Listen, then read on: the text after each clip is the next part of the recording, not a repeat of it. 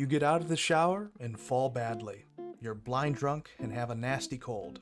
On top of all of this, the house is on fire. Today is definitely not your day. The part that isn't mentioned is that the world is heavily affected by erosion, you're starting in December, loot rarity is set to insanely rare, multi-hit is disabled, and the zombie population is set to insane. You can at least be happy that sprinters aren't enabled, but outside of that, it truly is one of the most difficult starts you can have in Project Zomboid. I've played this a bit in Build 41, but have switched to Build 42 ever since the Unstable released. Quite frankly, Build 42 makes the game mode nearly impossible, but put some heavy emphasis on nearly, as this video will show you what I've learned to help with your first couple of days. Let's start with traits. You can skip over this part if you don't want to hear it, but this is the list I run for my characters. This has helped me with getting started for a good chunk of my runs, even when the odds are against me. Thin-skinned increases the chance of being injured by zombie attacks by 30%, and increases the chance of clothes being damaged by walking through trees to 1 in 3. Although the threshold for injury is lowered, the 8-point boost is really hard to say no to. Disorganized decreases container space by 30%. However, you'll never really have that much stuff in CDDA, so it isn't too big of a hit. Also, the strength boost at the bottom of the list will make up for this loss, since the main inventory is unaffected. Your character's sound radius is decreased. Although this may not seem like it's worth the 4 points, it'll make sense why I take it in a moment. Slow Healer increases the time it takes to heal from wounds. Though it isn't the best choice to take in this game mode, it was the best I could arguably choose out of the other remaining debuffs. As long as you don't eat burnt or rotten foods, it's free points. It's free points. I could choose illiterate, but in the off chance that I actually survive long enough, I'd like to be able to read to learn wilderness survival and increase skills faster. Build 42's new lighting system makes buildings and nighttime a heck of a lot darker. This offsets some of the darkness. I refuse to play without this. It decreases inventory transferring time by 50%. I need the quick inventory exchange, especially in CDDA. Outdoorsy reduces the rate of catching a cold to 10% and significantly decreases the rate of getting scratched by trees. For 2 points, it's completely worth it. A flat speed bonus of 20 or 25% is added to the character's base speed at Strong or Extreme Panic, respectively. This ends up being great for CDDA, as your character gets easily panicked. Eagle-Eyed gives you a significant sight boost and offsets Hard of Hearing. Though you may not be able to hear anything nearby, it's nice to be able to scout zombies outside of their perception radius. Resilient decreases catching a cold by 45%, decreases cold strength by 20%, and decreases cold progression rate by 50%.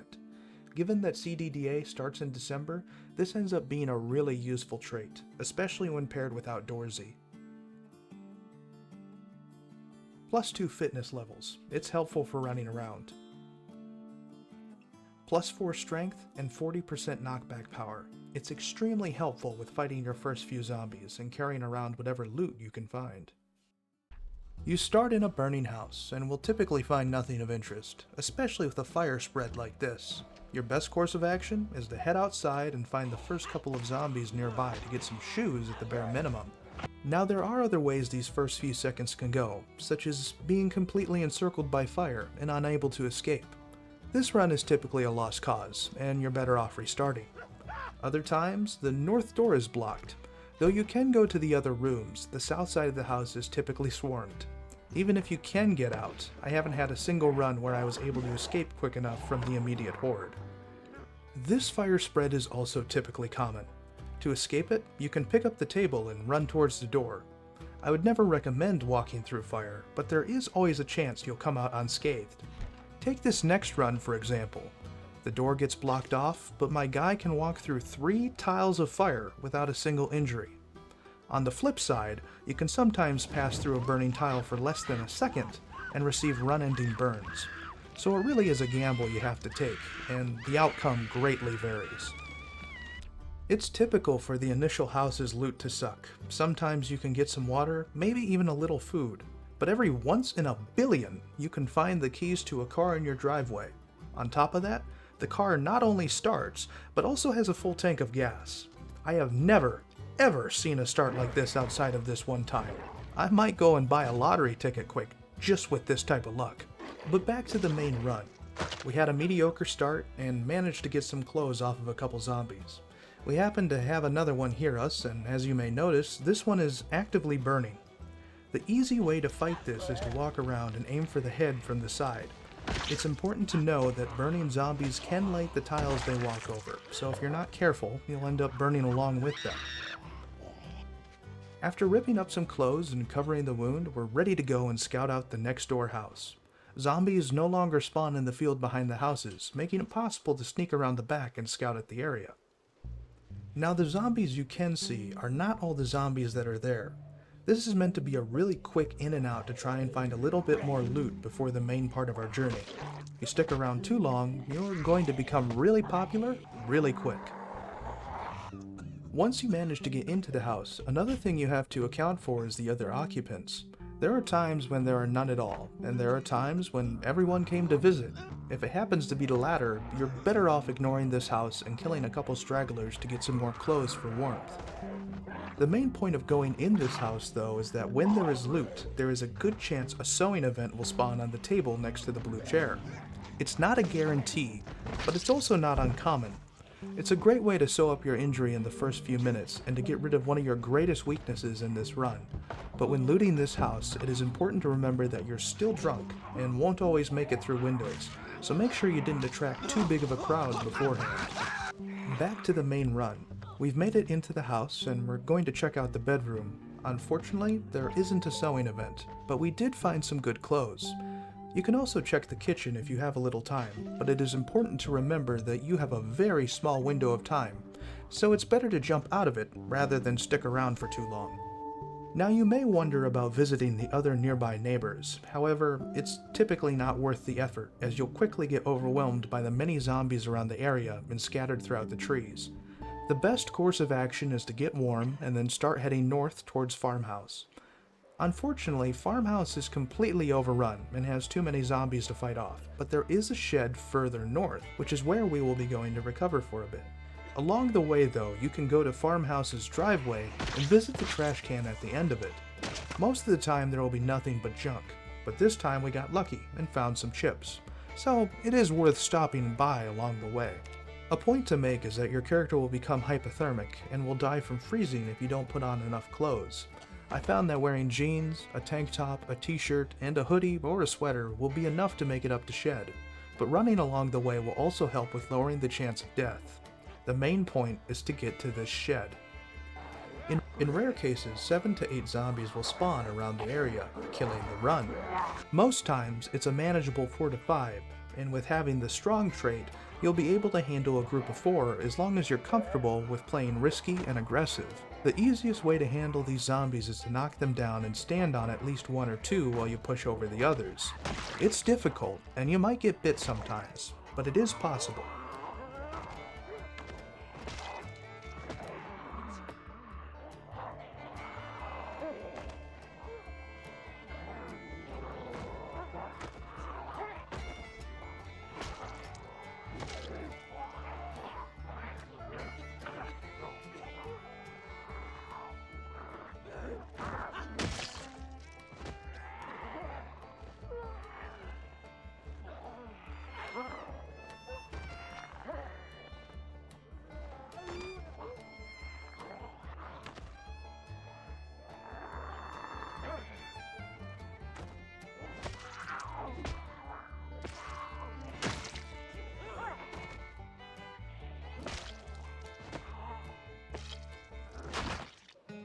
After clearing the area, you'll be able to head up to this tiny home right next to the shed and get things in order. You can make a sling bag out of the curtain, rip up some clothes, take a drink of water, and importantly, get the much needed sleep before the next leg of the journey.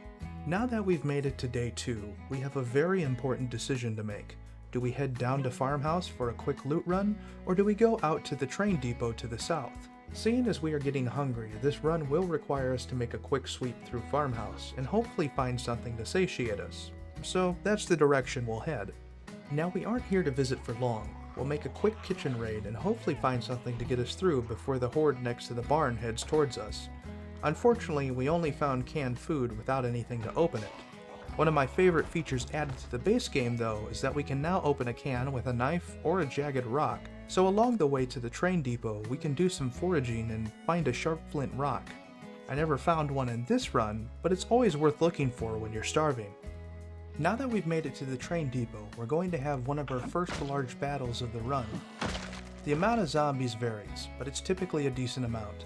Given the state of our character, the best way to handle this is to slowly pull zombies over from the group and clear the area. Now I know going through all this effort for an abandoned train depot may seem pointless, but I can assure you that this place is more often worth it than not. After clearing it out, it's time to find our reward. Now the loot table for this building is always really weird, and it still was even in build 41, so you truly have no idea what you'll find, such as warm clothes, beer, and food that I will surely face no consequence for eating. The bathrooms are important to check as well, such as how I found a needle, but unfortunately no thread. You can't craft it either without tailoring one, which has made me debate picking up sewer, but it's still really difficult to justify the 4 points that it's worth. With another day coming to a close and the poncho helping us get rid of our cold, we are ready to move on to our next location, the outskirts of Muldra.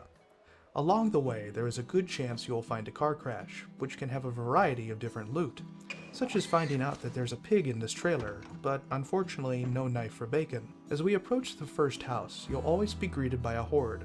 Luckily, you can manage this bunch the same as Train Depot, but in the off chance that you get overwhelmed, you can just sweep this house and sneak through the woods to the house next door. Now there's usually a good chance that you won't alert the horde to the west of this house, but in this case we have zombies pounding on the doors, creating enough of a ruckus to invite the others over. With our lucky metal bat, we'll be able to hold out for a little bit longer, but running out of energy and running out of breath, this leg of the trip always tends to be the hardest one. In our case, we're not going to be able to hold this house, but we can take a tactical retreat back to the other and get our much needed rest in the upstairs bed. On the next day, you may be greeted by some familiar faces, and will have to fight them off. Unfortunately for me, I clicked instead of holding my mouse and got menu trapped, leading to a laceration on my arm, essentially immobilizing my character, leading to another escape. Now from this point I don't have much more to provide to you other than some speculation. This is about as far as I typically make it before running out of ideas for other low to medium risk areas to loot. However, one thing I can tell you is to not go further into Muldra with an untreated wound. The number of zombies only grows, and the loot just about stays the same. There is a general store with a high wire fence if you continue going west, and it is probably a good base of operations if you can eventually make it to that point. However, with build 42 eventually allowing zombies to break through wire fences, this may no longer be a good safe haven to work towards. If you have any other recommendations for places to visit or general strategies, be sure to drop it in the comments below. But before you go, the last tip I'll give you is that you can't run through furniture. I hope you enjoyed the video and found this helpful. Have a good rest of your day, and I'll see you next time.